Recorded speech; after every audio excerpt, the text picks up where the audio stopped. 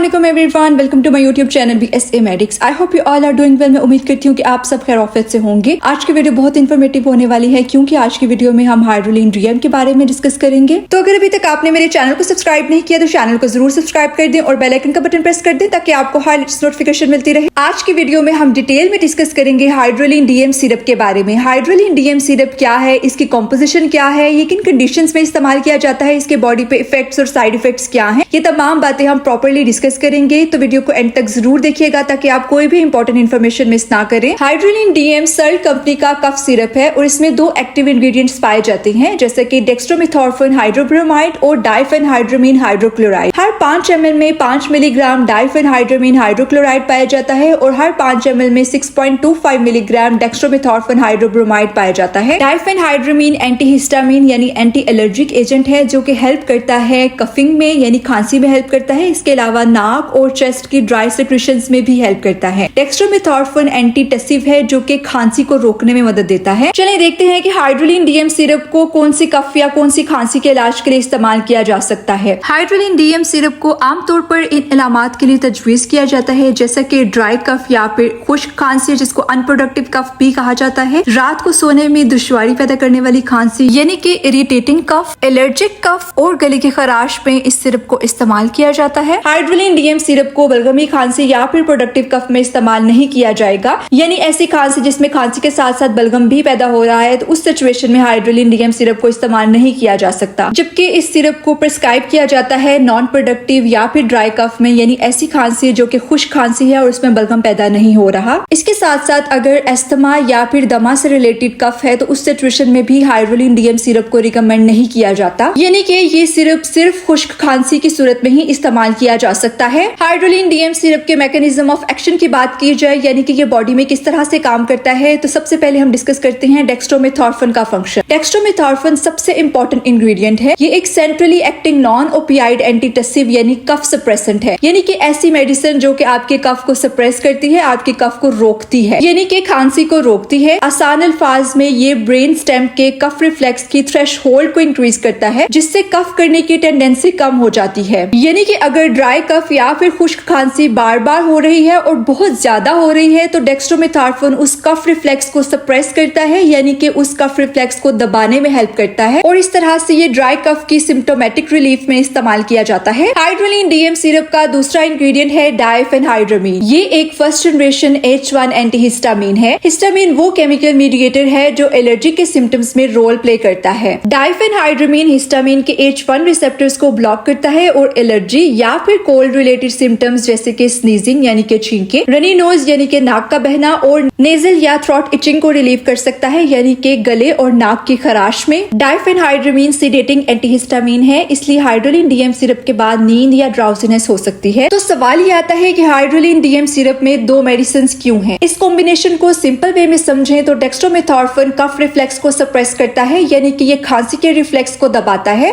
डाइफेनहाइड्रामीन histamine mediated cold या फिर allergy symptoms को कंट्रोल करता है और इसकी अपनी एंटीटसिव एक्टिविटी भी होती है। इसलिए कॉम्बिनेशन का पर्पस ड्राई इरिटेटिंग कफ के सिम्टोमेटिक रिलीफ के साथ एसोसिएटेड कोल्ड एलर्जिक सिम्टम्स को एड्रेस करना है। चूंकि हाइड्रोलिन DM सिरप खुश्क खांसी यानी कि नॉन प्रोडक्टिव या फिर ड्राई कफ के लिए इस्तेमाल किया जाता है और इसी के लिए इसको प्रिस्क्राइब किया जाता है, लेकिन अगर आप इसको बलगमी खांसी या फिर प्रोडक्टिव कफ पे इस्तेमाल करेंगे तो बलगम बाहर नहीं आएगी जबकि वो रेशा जो है वो अंदर ही अंदर एक्यूमुलेट होता रहेगा। उसके लिए आपको ब्रोंकोडायलेटर्स या फिर सप्रेसेंट की जरूरत पड़ती है जो कि सिंपल हाइड्रोलिन सिरप में पाए जाते हैं। यानी कि अगर मैं आसान अल्फाज में बयान करूं तो खुश्क खांसी की सूरत में हाइड्रोलिन DM सिरप इस्तेमाल किया जाता है जबकि बलगमी खांसी की सूरत में हाइड्रोलिन सिंपल सिरप इस्तेमाल किया जाता है। इसके साथ साथ ये कोल्ड से एसोसिएटेड कंजेस्टिव सिम्टम्स के लिए भी इस्तेमाल किया जाता है यानी अगर सर्दी हुई है और उसके साथ सीने की जकड़न का मसला है तो उस सिचुएशन में भी हाइड्रोलिन DM को प्रिस्क्राइब किया जाता है। चलिए हाइड्रोलिन DM सिरप की डोजेज और एडमिनिस्ट्रेशन की बात करते हैं। अगर तो 12 ईयर्स से ऊपर के बच्चे हैं यानी 12 साल की उम्र से ऊपर के बच्चे हैं या फिर अडल्ट्स हैं या फिर एल्डरली पेशेंट्स हैं तो उनमें स्टार्टिंग डोज जो है वो 2-5 ml स्पूनफुल है यानी 5 ml के 2 स्पूनफुल बेड टाइम पे दिए जा सकते हैं और उसके बाद यही 2-5 ml स्पूनफुल यानी 5 ml के 2 स्पूनफुल एवरी 6 आवर्स यानी हर 6 घंटे के वक्फे से दिए जाते हैं। यानी कि 2 चम्मच आपने 5 ml के दिन में 4 मरतबा इस्तेमाल करने हैं और हर डोज में आपने 6 घंटे का वक्फा रखना है। 24 घंटे में आपने 4 डोजेस से ज्यादा इस्तेमाल नहीं करना, यानी ये 4 डोजेस भी आपने दिन में 6 घंटे के वक्फे से इस्तेमाल करनी है, यानी कि आपने दिन में 4 मरतबा 2 चम्मच इस सिरप के पीने हैं 5 ml के। 12 साल से कम उम्र बच्चों में हाइड्रोलिन डीएम सिरप प्रिस्क्राइब नहीं किया जाता है, इसीलिए आप इसको 12 साल या 12 साल से ऊपर के बच्चों में, अडल्ट में और एल्डरली पेशेंट में ही इस्तेमाल कर सकते हैं। इसके साथ साथ सिरप को एक्यूरेटली या फिर सही तरीके से मैयर करना बहुत ज्यादा जरूरी होता है। ऑर्डिनरी किचन स्पून यानी आपके किचन में जो चम्मच पड़े हैं उनका साइज फिक्स नहीं होता, इसीलिए डोज मैयर करने के लिए प्रॉपर मेजरिंग स्पून, कप या फिर ओरल सिरिंज यूज करें और रिकमेंडेड डोज या फिर प्रिस्क्राइब डोज से ज्यादा इस्तेमाल ना करें, क्योंकि वो आपको फायदा देने के बजाय नुकसान दे सकता है। हाइड्रोलिन डीएम सिरप की कॉन्ट्राइंडिकेशंस की बात की जाए, यानी किन कंडीशंस में हाइड्रोलिन डीएम सिरप को प्रिस्क्राइब नहीं किया जाता, तो सबसे पहले आ जाता है हाइपर सेंसिटिविटी, यानी अगर आपको इसके किसी भी इंग्रेडिएंट से एलर्जी है या फिर हाइपर सेंसिटिविटी है तो आप इस सिरप को इस्तेमाल नहीं करेंगे। इसके अलावा वो पेशेंट जो कि मोनोअमाइन ऑक्सीडेज इनहिबिटर्स के ट्रीटमेंट में है, यानी ऐसी मेडिसिन इस्तेमाल कर रही हैं जो कि मोनोअमाइन ऑक्सीडेज इनहिबिटर्स की कैटेगरी में आते हैं, या फिर उनको 2 हफ्ते इस थेरेपी को डिसकंटिन्यू करते हुए हैं, यानी कि अगर आपने मोनोअमाइन ऑक्सीडेज इनहिबिटर्स इस्तेमाल करना छोड़ दिए हैं और अभी आपको 2 हफ्ते हुए हैं, तो उस ड्यूरेशन में भी आप हाइड्रोलिन डीएम सिरप को इस्तेमाल नहीं कर सकते। मोनोअमाइन ऑक्सीडेज इनहिबिटर्स में जो मेडिसिन आती हैं उनके नाम है फेनेल्जीन, आइसोकार्बोक्सिलाइड, सेलिग्लीन, मोक्लोबिमाइड। वो पेशेंट जो कि सिलेक्टिव स्टॉटिनिन रीअपटेक इनहिबिटर्स के ट्रीटमेंट के अंडर हैं, यानी ऐसी मेडिसिन इस्तेमाल कर रही हैं जो कि सिलेक्टिव स्टॉटिनिन रीअपटेक इनहिबिटर्स के अंडर आती हैं, तो वो पेशेंट भी हाइड्रोलिन डीएम सिरप को इस्तेमाल नहीं कर सकते। सिलेक्टिव स्टॉटिनिन रीअपटेक इनहिबिटर्स में आती हैं फ्लॉक्सिटीन, सर्ट्रालिन, पेरोक्सिटीन, एसिटेलोप्राम, सिटेलोप्राम, फ्लुवोक्सामाइन। वो पेशेंट जिनमें रेस्पिरेटरी फेलियर का खदशा है या फिर वो अफराद जिनमें फेफड़ों के फेल होने का खतरा या फिर डर है, तो उस सिचुएशन में भी डेक्स्ट्रोमेथॉर्फन को बाकी सेंट्रली एक्टिंग एंटीटस्टिव मेडिसिन के साथ प्रिस्क्राइब नहीं किया जाएगा। लिवर डिसफंक्शन के पेशेंट है, यानी वो अफराद जिनमें जिगर से मुतल्लिका कोई भी बीमारी या फिर मर्ज लाहिक है, तो उस सिचुएशन में भी हाइड्रोलिन डीएम सिरप को प्रिस्क्राइब नहीं किया जाएगा। अगर पेशेंट को एस्दमा यानी दमा का कोई मसला है और उससे एसोसिएटेड कफ है, तो उस सिचुएशन में भी हाइड्रोलिन डीएम सिरप को इस्तेमाल नहीं करवाया जाएगा। इसके अलावा प्रोडक्टिव कफ यानी बलगमी खांसी में भी हाइड्रोलिन डीएम सिरप को प्रिस्क्राइब नहीं किया जाएगा।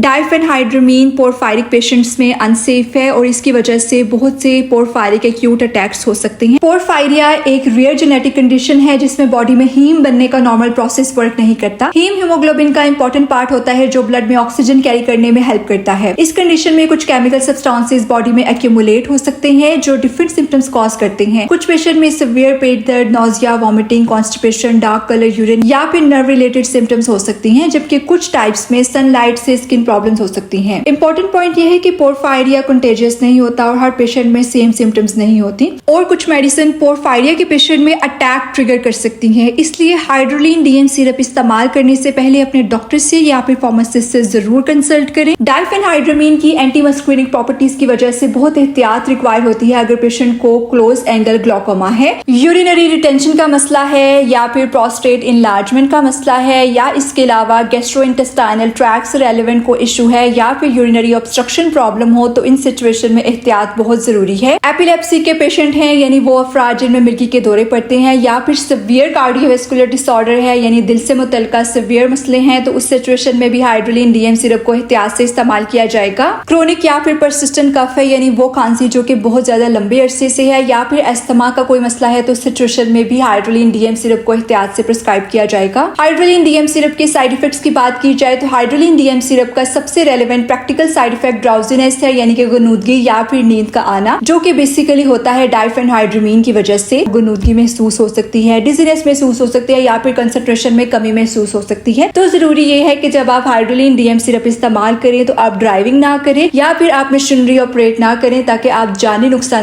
से बच सकें। हाइड्रोलिन डीएम सिरप के साइड इफेक्ट्स में आता है ड्राउजीनेस यानी कि गुनूदगी, डिजीनेस यानी चक्कर का आना, रिड्यूस कंसंट्रेशन यानी कि कंसंट्रेशन या फिर ध्यान आपका बहुत कम हो सकता है, नोजिया वॉमिटिंग हो सकती है यानी मतली या फिर कै का महसूस होना, ड्राई माउथ हो सकता है यानी आपका मुंह जो है वो आपको बहुत ज्यादा ड्राई या फिर खुश्क महसूस होगा, ब्लड विजन का इशू आ सकता है, या फिर कुछ पेशेंट में कंफ्यूजन, हेडेक या फिर साइकोमोटर इंपेयरमेंट भी हो सकती है। जाहिर सी बात है जब आपको ड्राउजीनेस, डिजीनेस या फिर रिड्यूस कंसंट्रेशन होगी तो उस सिचुएशन में आपको कंफ्यूजन भी हो सकती है, आपको सर दर्द भी हो सकता है और साइकोमोटर इंपेयरमेंट भी हो सकती है, यानी आपकी कंसंट्रेशन या इम्तिहान प्रॉपरली नहीं होगा। रेयर लेकिन सीरियस रिएक्शन भी पॉसिबल हैं जिनमें हाइपर सेंसिटिविटी रिएक्शन आते हैं। अगर आप हाइड्रोलिन डीएम सिरप के किसी भी इंग्रेडिएंट से एलर्जिक है तो उस सिचुएशन में हाइपर सेंसिटिविटी रिएक्शंस हो सकते हैं, रेस्पिरेटरी डिप्रेशन हो सकती है, सीयर्स हो सकते हैं, कार्डियक इफेक्ट्स या फिर यूरिनरी रिटेंशन के इश्यूज आ सकते हैं। तो जरूरी ये है कि मेडिसिन को इस्तेमाल करने से पहले अपने डॉक्टर या फिर फार्मासिस्ट से जरूर कंसल्ट किया जाए। हाइड्रोलिन डीएम सिरप की ड्रग इंट्रैक्शंस की बात की जाए तो सबसे important drug interaction anti depressants के साथ आती है। हाइड्रोलिन डीएम सिरप में डेक्स्ट्रोमेथॉर्फिन होने की वजह से कुछ एंटी डिप्रेसेंट्स और दूसरी मेडिसिन के साथ क्लिनिकली इंपॉर्टेंट इंट्रैक्शन हो सकती है, जिनमें मोनोअमाइन ऑक्सीडेज इनहिबिटर्स आते हैं, सिलेक्टिव स्ट्रोटिनिन रीअपटेक इनहिबिटर्स आते हैं और इसके अलावा कुछ मेडिसिन जो कि CYP2D6 एंजाइम को इनहिबिट करती हैं। फॉर एग्जांपल फ्लॉक्सिटिन, प्रोक्सिटिन, क्विनिडीन या फिर टर्बिनाफिन। इन मेडिसिन की वजह से डेक्स्ट्रोमेथॉर्फिन की कंसंट्रेशन सिग्निफिकेंटली इंक्रीज हो सकती है, जिससे एडवर्स इफेक्ट और सेरोटोनिन सिंड्रोम का रिस्क इंक्रीज हो सकता है। इसलिए अगर आप एंटी डिप्रेसेंट, साइकेट्रिक मेडिसिन या फिर मल्टीपल प्रिस्क्रिप्शन मेडिसिन ले रहे हैं तो हाइड्रोलिन डीएम सिरप स्टार्ट करने से पहले डॉक्टर या फार्मासिस्ट से अपनी मेडिसिन जरूर चेक करवाएं और उनसे जरूर कंसल्ट करें। उम्मीद करती हूँ कि आज की वीडियो आपके लिए बहुत इंफॉर्मेटिव साबित हुई होगी। वीडियो को लाइक कर दे, चैनल को सब्सक्राइब कर दे, बेल आइकन का बटन प्रेस कर दें ताकि आपको हर लेटेस्ट नोटिफिकेशन मिलती रहे। मुझे और मेरी फैमिली को अपनी दुआ में जरूर याद रखिएगा। गुड बाय एंड अल्लाह हाफिज।